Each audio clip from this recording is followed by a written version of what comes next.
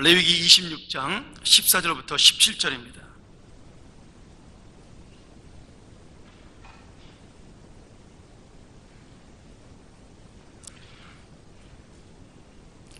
우리 한 절씩 교독하도록 하죠. 그러나 너희가 내게 청종치 아니하여 이 모든 명령을 준행치 아니하며 나의 규례를 멸시하며 마음에 나의 법도를 싫어하여 나의 모든 계명을 준행치 아니하며 나의 언약을 배반할진대 내가 이같이 너희에게 행하리니 곧 내가 너희에게 놀라운 재앙을 내려 폐병과 열병으로 눈이 어둡고 생명이 쇠약하게 할 것이요 너희의 파종은 헛되리니 너희의 대적이 그것을 먹을 것이며 내가 너희를 치리니 너희가 너희 대적에게 패할 것이요 너희를 미워하는 자가 너희를 다스릴 것이며 너희는 쫓는 자가 없어도 도망하리라. 아멘. 어제 우리가 하나님의 말씀에 순종할 때 받는 복에 대한 설명을 제가 4가지로 설명을 드렸습니다. 농사의 풍요로움과 그리고 전쟁에 없는 평화와 기쁨과 그리고 하나님의 동행하심이라고 제가 어제 잠깐 전해드렸는데, 오늘은 반대로 그 4가지가 없는 하나님의 심판에 대한 이야기를 우리에게 말씀해주고 있습니다. 6장 14절부터 내일 말씀까지, 우리가 별 내일 말씀까지 전체적으로 하나님의 심판과 그리고 하나님의 진노에 대한, 징계에 대한 말씀이 우리에게 전해지고 있는데, 그 하나님의 심판이 어떻게 임하느냐, 또 누구에게 임하느냐, 이제 그것이 중요한 문제겠죠.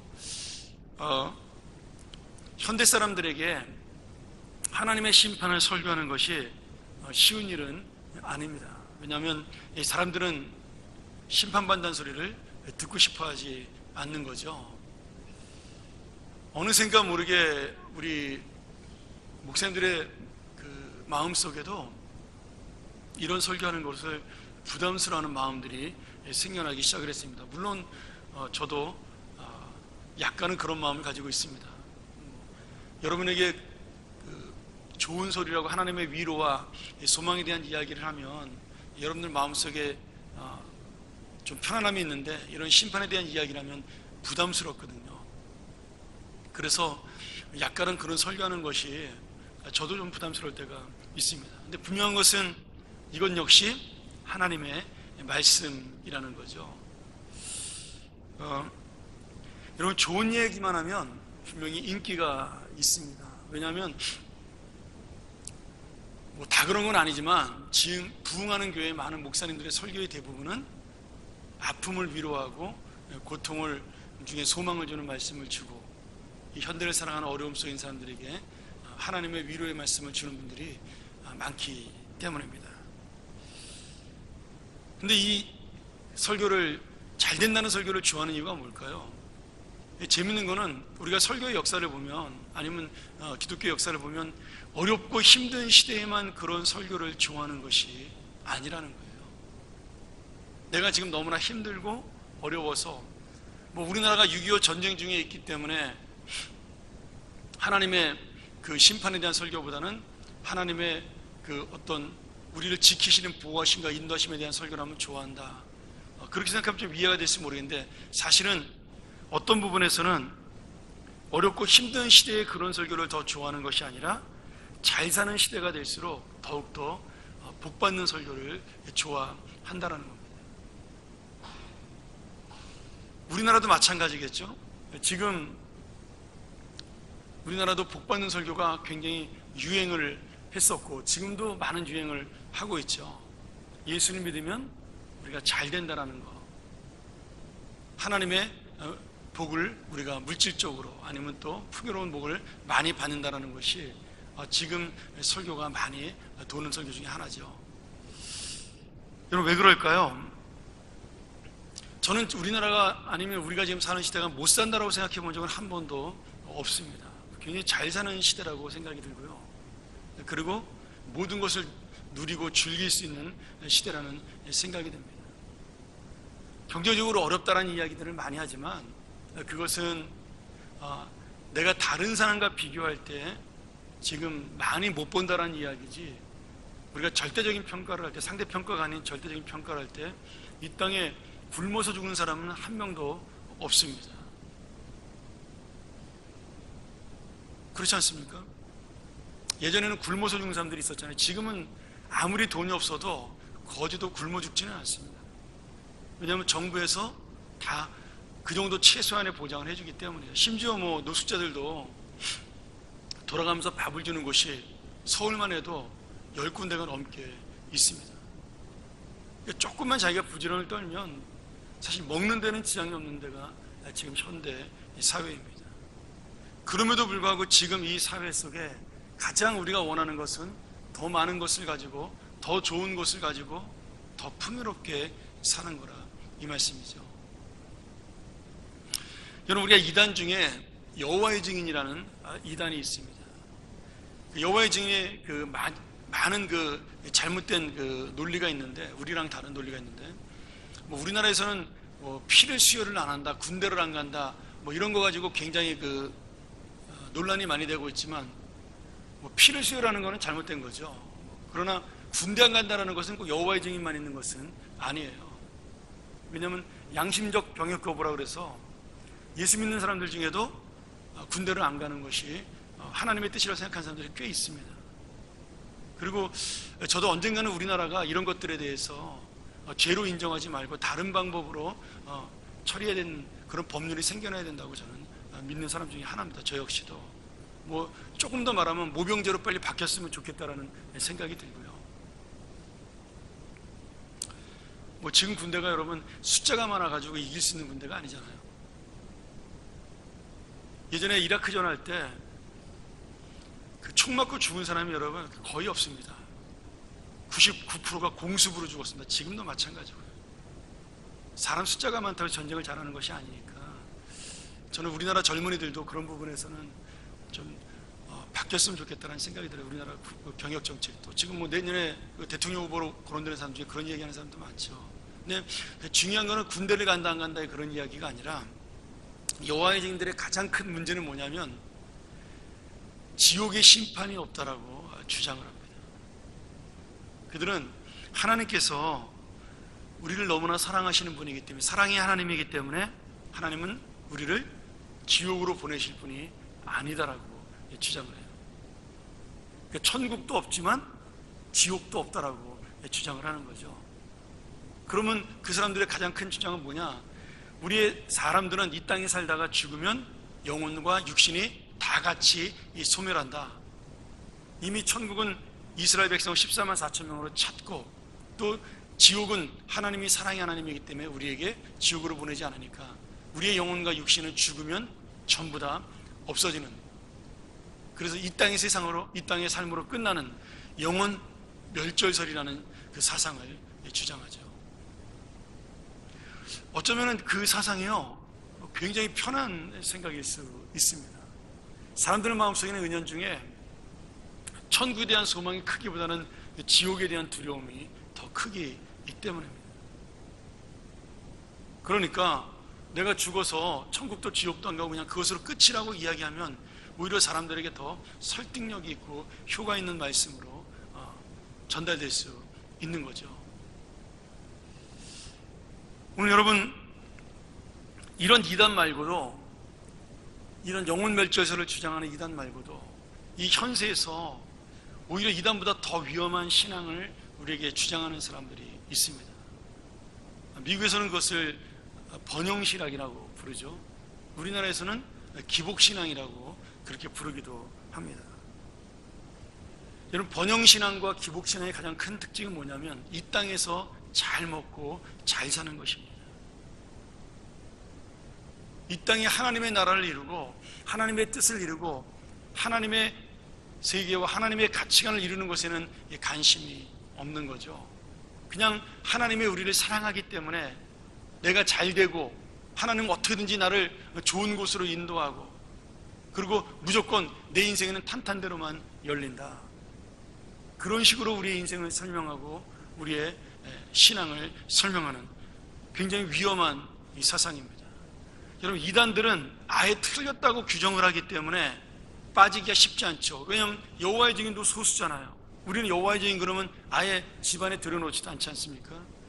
그런데 대표적으로 이 번영신학을 주장하는 사람, 미국에서는 조엘 오스틴 같은 목사님들이죠. 우리나라에는 이제 조윤규 목사님이나 아니면 옛날에 김선도 목사님, 이런 분들이 주장을 했던 그 번영신학의 가장 큰 특징이 뭐예요?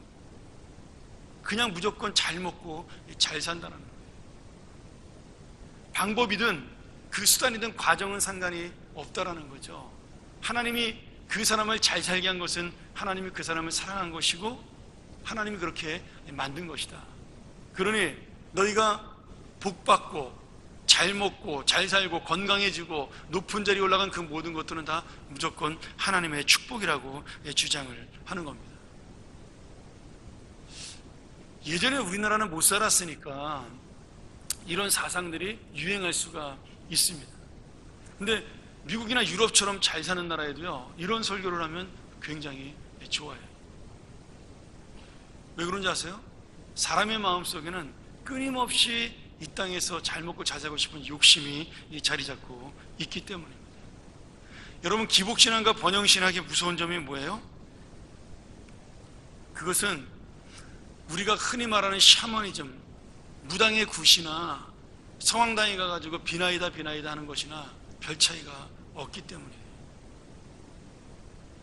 거기에는 내가 하나님을 향하여 어떻게 살겠다라든지, 아니면 이 공동체를 향한 하나님의 뜻이 무엇인지, 너희가 내 백성이 되고 나는 너희의 하나님이 되라고 말씀하신 하나님의 뜻이나 하나님의 가치관은 아무런 상관이나 의미가 없고, 쉽게 말하면 도덕이나 윤리성이 전혀 없이 그저 내가 현세적인 금전과 그리고 건강과 장수만 얻으면 된다라는 생각입니다.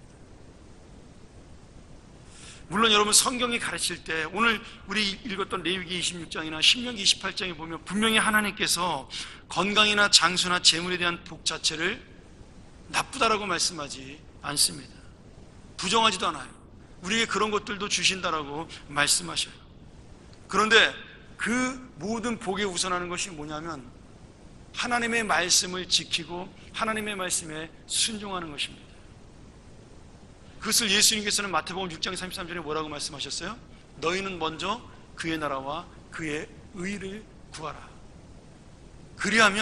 그래야지만 하나님께서 이 모든 것, 너희들이 원했던 앞에 있는 먹을 것, 입을 것을 하나님이 더하여 주신다라고 말씀하는 겁니다.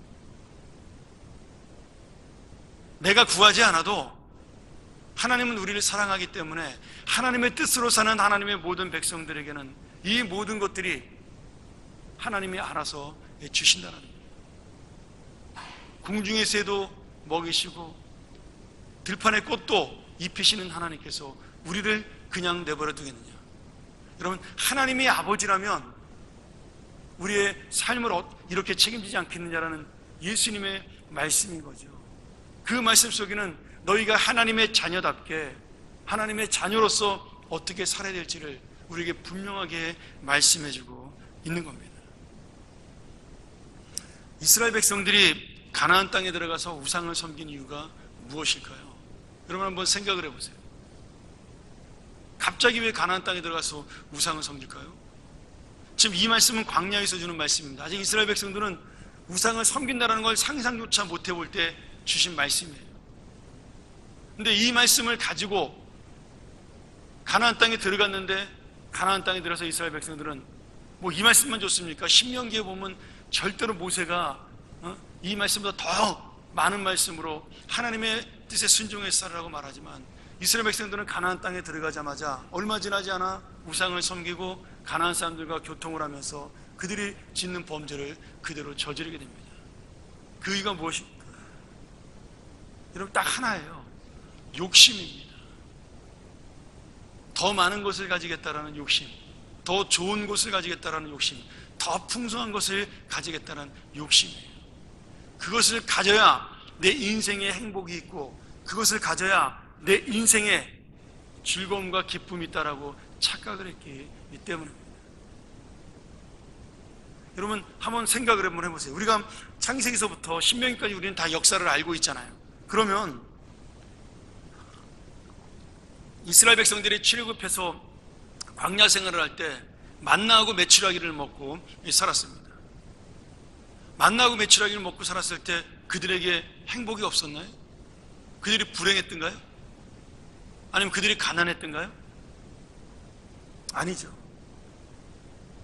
그들 아무 이상 없이 40년간 아무런 문제 없이 잘 먹고 잘 살았습니다. 그런데 지금 가나안 땅에 들어가서 그들은 갑자기 마음속에 어떤 생각이 들었어요?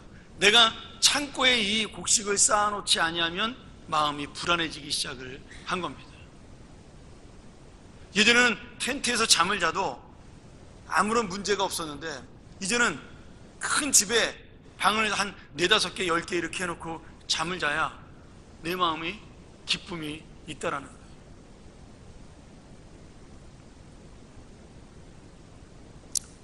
예전에는 그냥 옷 한 벌만 있어도 40년 동안 지내는데 지장 없었는데 지금은 옷장에 옷이 많아도 더 새로운 것을 원하는 게 우리의 마음이라는 거예요.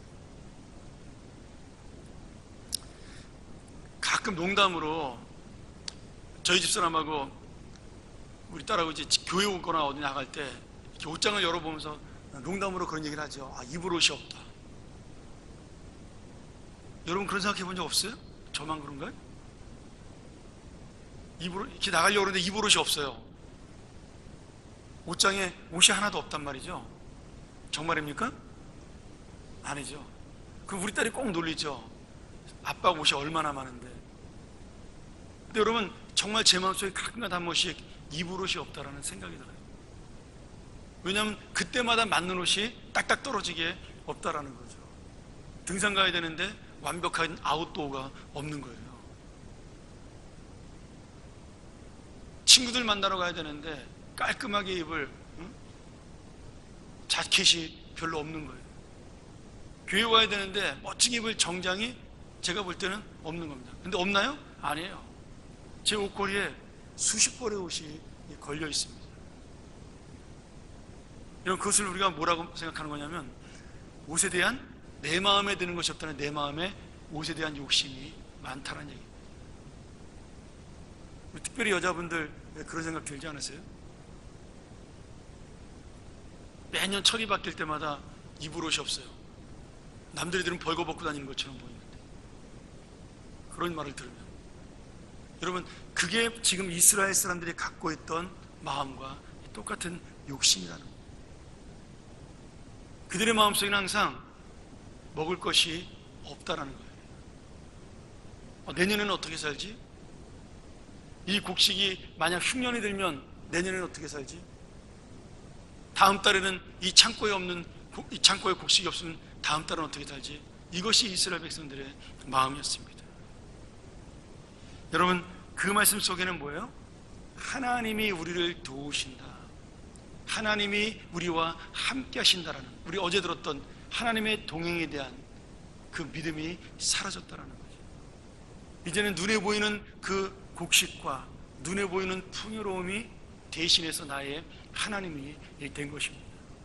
여러분 이스라엘 백성의 우상은요 눈에 보이는 바알과 아세라를 섬긴 게 아니에요.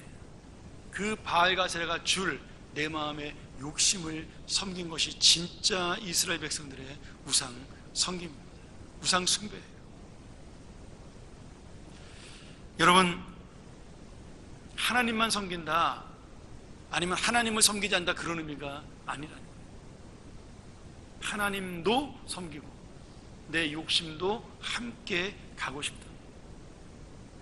하나님도 나의 하나님이고 내가 원하는 모든 것도 나의 하나님이라고 말씀하는 거예요.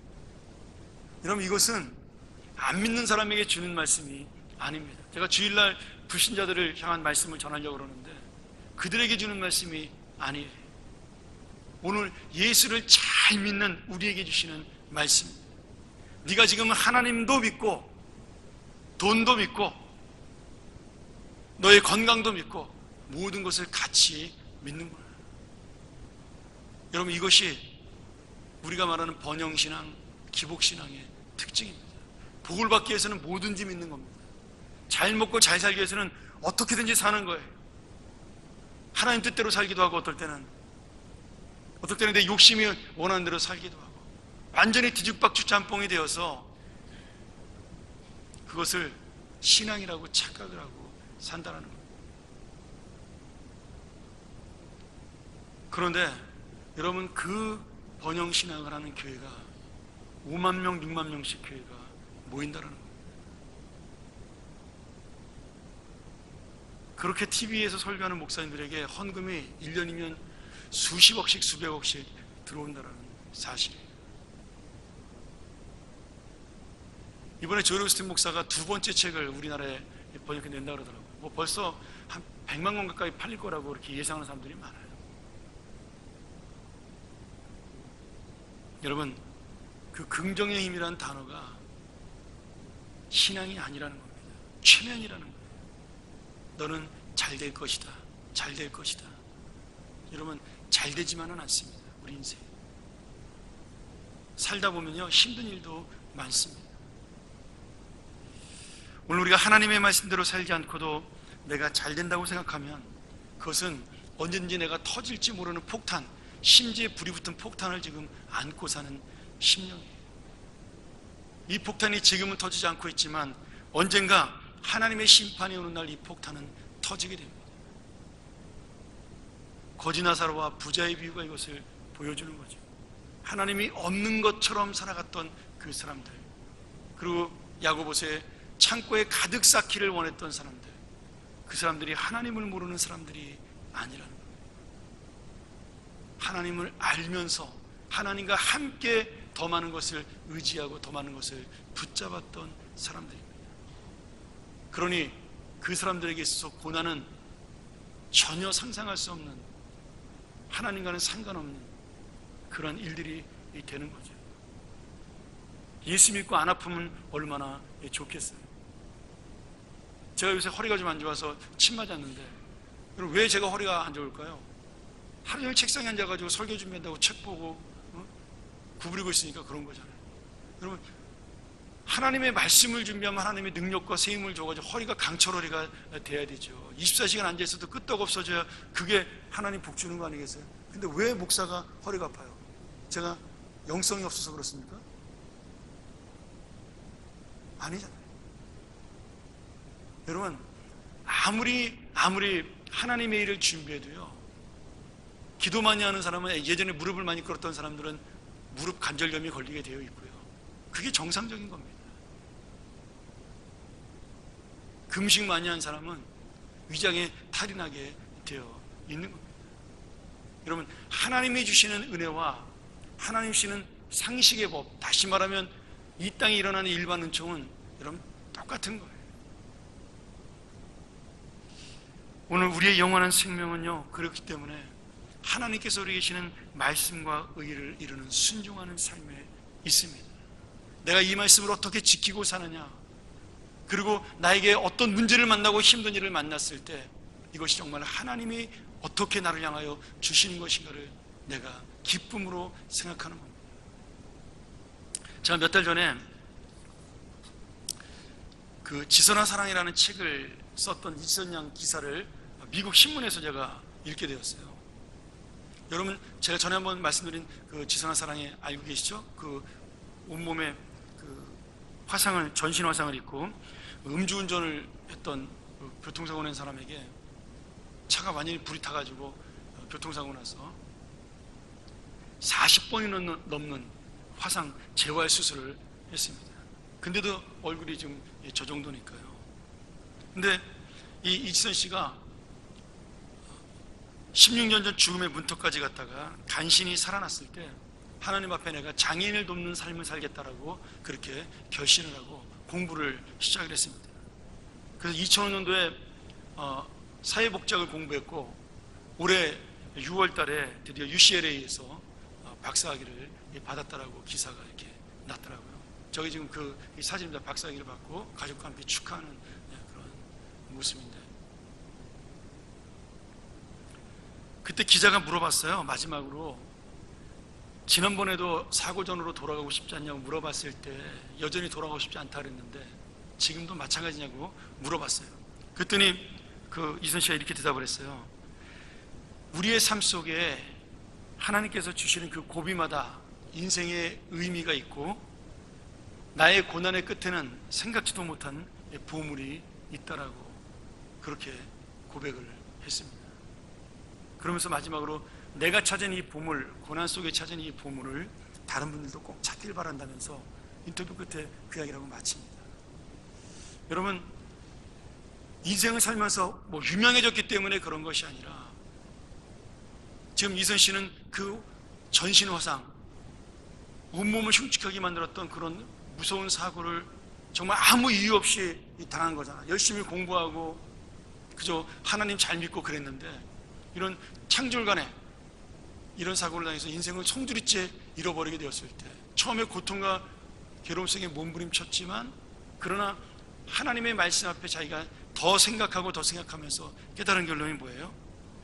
그것을 하나님이신 예기치 못한 선물이라는 말로 표현하고 있다라는 겁니다.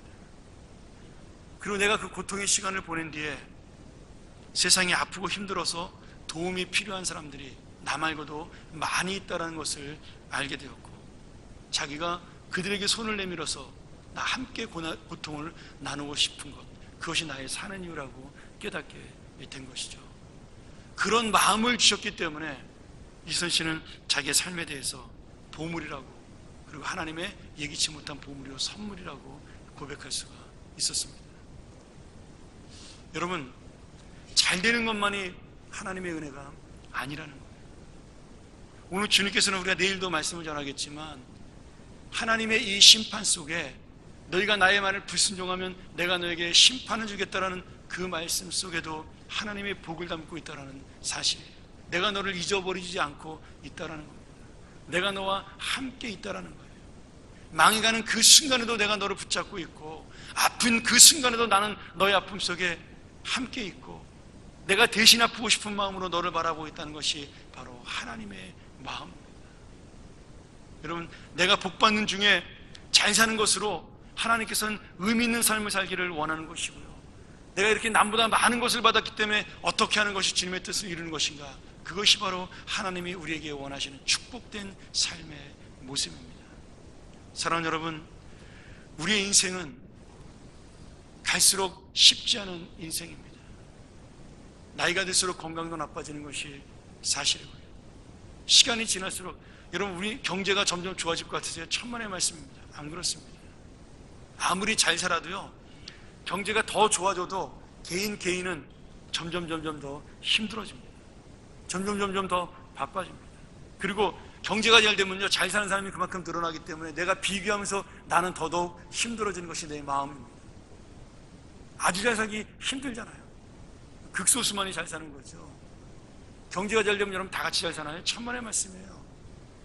그러니 아무리 경제가 좋아진다더라도 내 마음이 영원히 좋아지지 않습니다. 결국 내 마음과 영원히 좋아지는 것은 하나님의 은혜, 하나님의 신앙밖에는 없는 거죠. 오늘 여러분, 우리가 이 말씀을 통해서 깨달아야 될 것이 무엇입니까? 하나님의 은혜를, 하나님의 말씀을 붙들라는 거예요. 하나님이 나에게 주시는 이 인생의 그 삶 앞에서 하나님의 뜻을 깨닫고 온전히 주님만 붙들고 살라는 말씀이에요. 외양간에 송아지가 없어도, 포도나무에 열매가 없어도 하나님은 우리와 함께 계신다는 사실입니다.